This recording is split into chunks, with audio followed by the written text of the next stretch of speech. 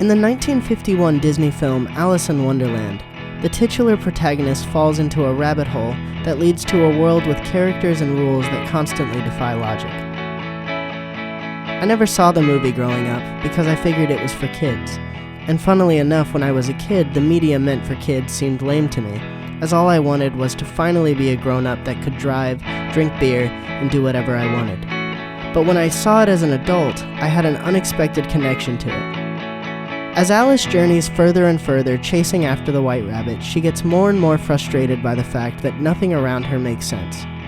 When I think about my own childhood, I think the feelings that Alice has in Wonderland are the feelings I had about the real world as a child. I remember growing up and not understanding the rules of society or of my parents.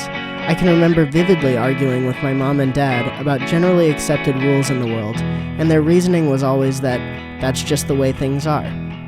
When speaking to Alice, some of the characters in Wonderland take the same approach with her that my parents did with me.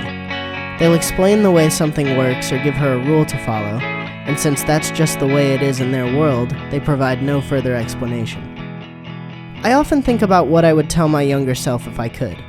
It would likely just be something like, I know you can't wait to grow up, but you don't understand how great you have it now. Don't rush, and enjoy the time you have while you're young. Even more though, and especially after finally watching the movie, I'm thinking about what I can learn from my younger self. Children constantly question and poke the boundaries of rules, not only with their parents but with any form of authority.